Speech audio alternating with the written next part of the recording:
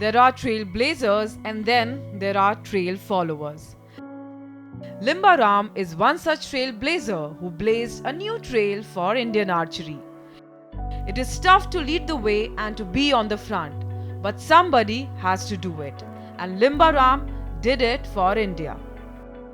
मैं वैसे बचपन में गांव में रहते हैं। बचपन में मैंने मेरे पिताजी को धनुष बनाते देखा था। इस दौरान एक बढ़ई मेरे गांव आया और उसने मेरे पिताजी के साथ थोड़ा बेहतर धनुष बनाया, जिसे मैं बड़े चाव से देख रहा था। उसके बाद से मुझे भी तीरंदाजी से लगाव हो गया। नाम बने वाला तो उस टाइम में 5-6 धनुष बनाया। मैं छोटा था, देखता ना उनको बांध देना हूँ ऐसे, तो देख के तो कुछ बाद में पेशेवर खिलाड़ी बनने के बाद दिल्ली में मुझे बड़े टूर्नामेंट और अंतर्राष्ट्रीय खेलों के बारे में पता चला।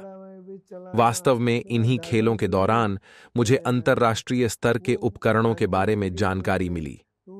उससे पहले गांव में मैंने अपने दादाजी से तीर और धनुष बनाना सीखा। उनसे तीरंदाजी भी सीखी। दादाजी लकड़ी से तीर और भाला बनाते थे। वह उन्हीं लकड़ियों में धागा डालकर धनुष बनाते थे। गए नहीं वापस। होली में हम लोग एक पेड़ पे या उन्हीं देसी शैली के तीर धनुषों के साथ होली या अन्य त्योहारों में हम लोग पेड़ या किसी लकड़ी पर निशाना लगाते थे। 5 रुपया उस नाम में 5 रुपया बहुत बड़ी बात होनी।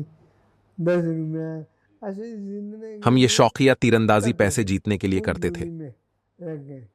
नहीं, असली हंटर जो करते थे महाराजा राजा, उस टाइम में महाराणा प्रताप जैसे राजा महाराजा के टाइम पर जो अच्छी हंटिंग करते थे, यानी जो अच्छा निशाना मारते हुए शिकार करते थे, उसको अच्छा निशानेबाज माना जाता था। तो उनमें ये होता ना, लेकिन मेरे खानदान में बड़े से शुरू से तीरंदाजी, और मैं जब स्टार्ट किया तो दोस्तों में मेरे घर में परिवार में शुरू से ही अच्छे निशानेबाज रहे हैं। जब मैंने खेलना शुरू किया और फिर हंटिंग शुरू की तो पिताजी का देहांत हो गया। थोड़ा निशाना सही हुआ, लेकिन फादर डेथ हो गए तो मैं टोटली छोड़ दिया था। उनके देहांत के बाद मैंने खेलना छोड़ दिया और काम में लग गया। खेती करना और हल चलाने में लग गया। तो भाई के काम बदली में काम में भी जाता, नीम में रोड में, तो छोटा है बाहर कर देते, और ऐसे हुआ मैंने देखा, और मैं और जगह भी रहा काम में। Born in Saradit, a small village in Rajasthan, Limbaram's fascination with archery began at a young age. Inspired by local traditions and the prowess of his elders, he started crafting his skills with a handmade bow and arrows. Prithviraj जी नाम का व्यक्ति ने हमारे गांव के पास है, उन्होंने बोला हमारा अंकल उनका रिश्ते में। एक व्यक्ति ने बताया कि दिल्ली में तीरंदाजी का टूर्नामेंट हो रहा है, तो हमने सोचा कि हम जरूर जाएंगे। अंकल ने बोला, तुम भी धनुष तैयार करो और जाओ। तो मैं सुना कि उसका टूर्नामेंट है तो हम जाएंगे। तो हम लोग गांव में एक जगह में गए, मेरा अंकल उसकी लड़की के लिए धनुष लेने आया, तो मैंने कहा मैं तो छोड़ दिया, मैं करता भी नहीं हूँ। और वो अंकल जाते हुए बोले कि वापस मुड़ गए कि माँ ये तुम भी धनुष तैयार करो और ऐसे टूर्नामेंट है जाओ भाग लो। तो मैंने उस तब तैयार करा और उसके लड़के के लिए भी तैयार करा, और फिर हम लोग आए। तो एक छोटा टूर्नामेंट में खजूर को निशाना लगाया, और पृथ्वीराज साथ गुजरात है, उन्होंने संयोजन करके चित्तौड़ में भेजा। उदयपुर से चित्तौड़ में एक जैकब साहब ने, एक मुबारक ने, इन्होंने ऑर्गेनाइजिंग किया। उदयपुर समाज से आर्चर बुलाया, और वहाँ पे टूर्नामेंट 2 दिन का हुआ सेलेक्शन, और हम लोग डायरेक्ट दिल्ली आ गए।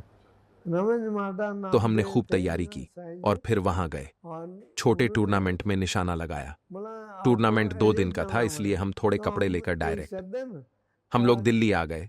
एक वहां जाकर हम लोगों पैन ने लड़कियों को हाफ तीरंदाजी करते और देखा, बढ़िया जो था। वाकई बहुत अच्छा हाँ, प्रदर्शन कर रही ज्यादा थी। वो नहीं, मैंने हम भी वहां जाने जाकर वाले खुद के वापस ऊपर और मेहनत करनी शुरू कर दी। सीधे दिन आ गए।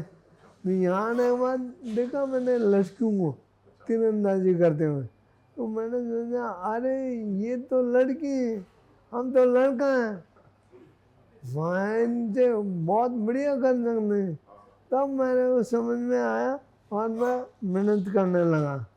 तो उस टाइम में बीबी राव सामने जो ये स्कीम चालू है, IAS ऑफिसर ना, घोड़ा दौड़ में खिलाड़ी भी एशियन गेम खेले हुए, उन्होंने बोला इनको स्विमिंग एक में कराओ। IAS ऑफिसर ने मुझे स्विमिंग तो सीखने मैम की भी थी, सलाह दी। समुद्रा क्या नाम, तो वो सिखाती थी स्विमिंग में, हम आर्चरी में, सुमा में, तो ऐसे दोनों में मेरे को मेडल मिला था साई में।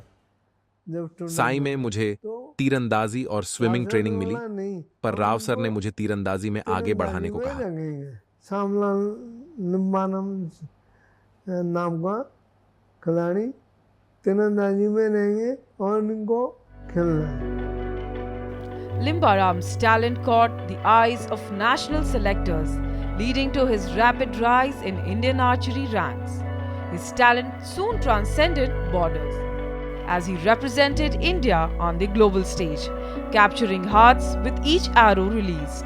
हमारे जो तीरंदाजी है वो ऐसे शौकिया तो में रखते हैं, लेकिन जो दिल्ली आने के बाद जो टूर्नामेंट होते हैं, प्रतियोगिता होते हैं बड़े लेवल में, वो तब मालूम पड़ा।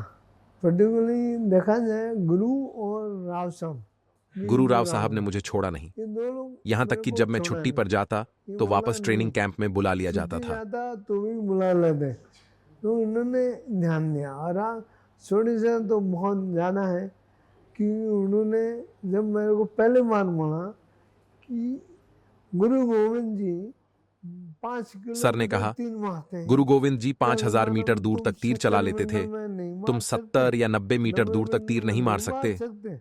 मैंने तो कहा, गुरु जी मैं को जरूर बोला, निशाने मारूंगा मगर समय नहीं, लगेगा। मैं ज़रूर मानूंगा, अच्छा शूट करूंगा, ये टाइम लगेगा। तो जैसे मैं शूट करने लगा, साल भर हुआ, तो उन्होंने एक रिवॉर्डिंग कर लिया। ट्रेनिंग साल भर हुआ तो होगा मेरे जो तो बालों उन्होंने एक में रूल है, बना दिया। वो उन्होंने बताया निशाना भी अच्छा कि है, दूसरों और के बालों तीर में और आवाज तीर बहुत में है। बहुत फर्क तो है। मेरे को कमान देख से के छूटते वो वक्त बताया तुम्हारे कि तीर में देखो आवाज बालों अच्छी आती है, तेरे बालों में तुम और आर्चरी के इनके लिए बालों बहुत में अच्छे हो। आवाज में बहुत अंतर है। तेरा मान जाती बहुत साउंड करता है, लेकिन दूसरे का मान जानी वो साउंड नहीं करे, तो तुम्हारी आर्चरी ही तुम्हारे भाग्य में है। तो उन्होंने और फोकस दिया और तभी ये रशियन कोच आ गए। तो उसके बाद उन्होंने एक कोच आए जो और बेसिक उन्होंने हमें जो बेसिक होती आर्चरी है, को सिखाया। वो कोर्स करने के लिए उन्होंने सिखाया। हम लोग उस टाइम में ज़्यादा नहीं, हम तो लोग के पास 6 उस टाइम लड़के 6 लड़के तो और एक तीर था। लाइन में जब जब नंबर आता तब तब हम शूट करते थे। शूट करते हैं। फाइनल में 2 और लोग जूनियर उसके टूर्नामेंट बाद खेलने गए और एक धनुष से 2 लोग उसके खेले। बाद 2 3 2 फिर 2 में हम लोग टूर्नामेंट खेले, जूनियर टूर्नामेंट। वो एक धनुष में 2 जने खेले, तो समझा तो थी उस समय में। राव साहब हमारे जो सोडी सर बहुत बढ़िया सोच वाले ने, उन्होंने बोला नहीं राव साहब, इसके बाद ये लड़के सौडी सर ने राव खराब साहब हो से बोला कि जाएंगे, अगर हम और धनुष नहीं मंगाएंगे तो लड़के खराब हो जाएंगे। अभी इनका फॉर्म आया है, थोड़ा अच्छा करेंगे। फिर राव साहब मान गए। उन्होंने बोला, चिंता मत करो और तीर मंगा रहे हैं। तो बोला मंगाने आप सिंदावन को ट्रेनिंग करो। तो उन्होंने उस समय मार्केट हलवा दी कलबंदनी, तो वो भी आई मैदान में। फिर मैंने साहब को बोला था सर को कि सर ट्यूशन भी हो जाए। तो फिर हमने राव सर को बोला कि पढ़ाई के लिए ट्यूशन भी लग जाए तो अच्छी बात होगी, ताकि हम लोग पढ़ना लिखना भी सीख सकें। ये ट्यूशन लगवाना शुरू करवा दिया, तो हम लोग पढ़ने में लगे, शाम को 1 घंटा 2 घंटा देने लगे। तो उस टाइम में संजीव काला करके टीचर था प्रिंसिपल, बहुत ध्यान दिया उन्होंने भी। तो ये सरे सब कुछ छोटा मोटा जाता है, लेकिन मैंने राव साहब और गुरु अरे सुनी। और फिर जब मैं अच्छा खेलने लगा तो रशियन कोच आया, उनने भी तीरंदाजी में जब हम अच्छा करने लगे तो फिर एक रशियन कोच आए। उन्होंने हमें डिप्लोमा सर्टिफिकेट कोर्स करवाए। कोलकाता में 12 कोच थे। रशियन कोच सर ने उन्हें डिप्लोमा सर्टिफिकेट कोर्स करवाए और आर्चरी को बढ़ावा दिया। थोड़ी आर्चरी बढ़ गई रशियन कोच आने के बाद। हमें इससे पहले लानी क्या चीज होती, ट्यूनिंग क्या चीज होता है, ये मालूम नहीं, क्योंकि उन्होंने हमें उससे पहले लैंडिंग और ट्यूनिंग क्या चीज है नहीं मालूम था। ये सब हमने रशियन कोच से सीखा। वो अच्छे खिलाड़ी भी रह चुके हैं। Despite facing health setbacks, Limbaram's determination never wavered. He overcame physical challenges with resilience, inspiring a generation of athletes with his perseverance. मैं आपको बता दूं, 92 ओलंपिक हारने के बाद वो सदमा था। ओलंपिक होने के बाद हार का वो सदमा था। तब मेरा शोल्डर इंजरी हो गई थी। मैं सोच रहा था कि मैं विश्व रिकॉर्ड कायम कर दूंगा।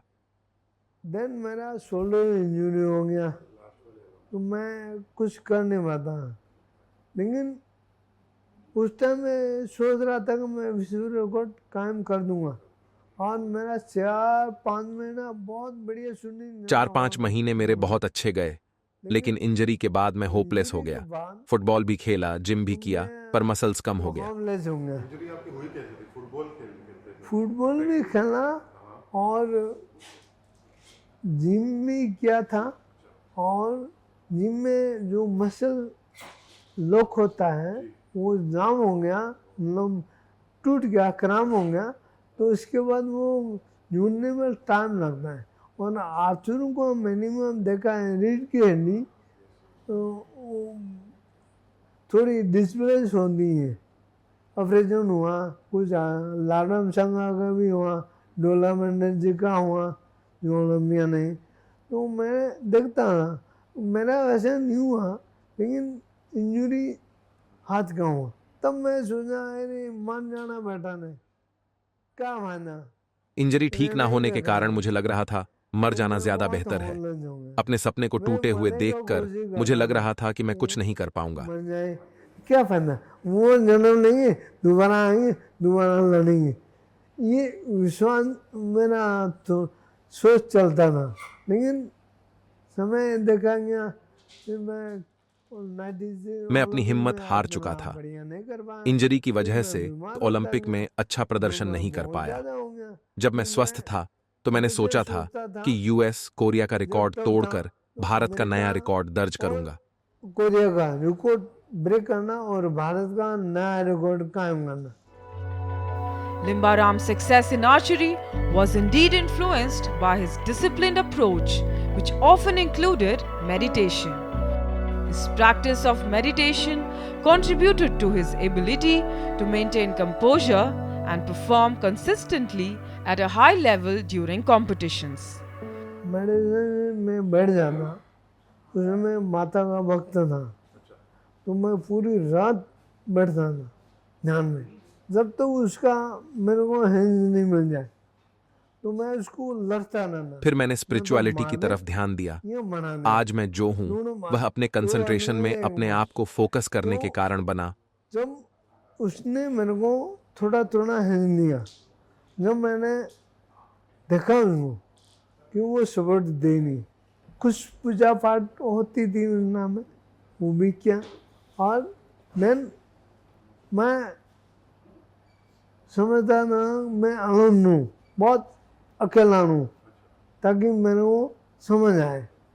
और मोस्टली मैं अकेला रहने को कोशिश कर, मैं कोई दोस्त नहीं रहता सिवाय स्पिरिचुअल, और कोई दोस्त नहीं रहता ज़्यादा। मैंने कोशिश किया ध्यान में, मेंटली गुरुजी बोलते थे आर्य छोड़ी जाना, और मेरा योगा टीचर मैं 15 साल योगा भी किया हूँ। मैंने गुरुजी के कहने पर योग भी किया। तो उन्होंने गुरुजी ने बोला, मेरे से "बेटे, बोला ध्यान कि तो तुम करना है स्पिरिचुअलिटी में ध्यान लगाओगे मैंने कहा, तभी तुम्हारे गुरुजी, खेल में मेरे को सुधार ध्यान होगा। में कुछ आना नहीं। लेकिन बाद में धीरे धीरे हैबिट डाला और उससे ध्यान मेरे में खेल में सुधार अच्छा हुआ शूट होता और इसके बाद मेरा खेल ज्यादा अच्छा होने लगा। मेंटल ट्रेनिंग में इतना बढ़िया शूट होना है, वो हकीकत में होने लगा। जब तीर टूटने लगे तो मैंने देखा हाँ ये बात सही बोले गुरुजी, मैं शूट भी करूँगा। बहुत अच्छा होने लगा तो मैं और मेरी तीरंदाजी डेली अच्छी होने लगी। ध्यान करता था, मुझे लगा कि बात आधा सही निकली। घंटा घंटा। मैं डेली कभी ध्यान करता मेरी था, शूटिंग खराब हो कभी गया आधा घंटा तो मैं कभी 1 ये घंटा। समझना नहीं, जिस दिन आज मेरी खाना शूटिंग नहीं खराब खाना, होती थी तो मैं आज उस दिन पूरा खाना भी नहीं ध्यान खाता में था। रहना है, आज मैंने कहा जगते रहना है। दिन भी मेरा है और मैं रात भी अपने मेरी आप है। को बोलता था दिन भी मेरा है और रात भी मेरी है। अगर मैं नहीं करूँगा तो मैं इनको कैसे वेट करूँगा। तो मैं थोड़ा गीता पढ़ा था, तो उनके बारे में जाना, मैंने थोड़ी गीता भी तो पढ़ी। उनके बारे में जाना उससे मुझे तो सीख मिली कि परिश्रम मैं करोगे देखा तो नहीं, चीज ठीक होती मैं है। तो देवी है। मैं अच्छा शूटर गुरु बनता को चला गया सबको और आशीर्वाद मुझे दिया, जरा भी तीर के नोक मेरे पर गुरु कुछ को दिखाई तो देता दे था भी नहीं तो दिया, मैं टारगेट तीर को हिट मारो, कर देता बार था। बार खत्म कर दिए करता है। तो मैं डिप गया और उनसे मांगता ना, लेकिन मिला भी, ऐसी बात नहीं, मिला भी और मैंने डिस्ट्रीब्यूट कर दिया। जैसे आप आगे आप भी हाथ रहेंगे, इसी कारण में कुछ तो जो मेरा बॉडी पावर चला गया और डेवलप करने में कामयाब नहीं हुए। मेरे साथ कोई शूट नहीं करता, जो मैं अच्छा शूटर था ना तो वो बोलते हैं ये मार देगा और मैं मारते ना, मेरे को जरा सा दिखना चाहिए वो तीर का नोक वही लगता था। तो उस टाइम में 30 मिनट में मोस्टली आर्चर भाग जाते, 30 मिनट में नहीं शूट करने।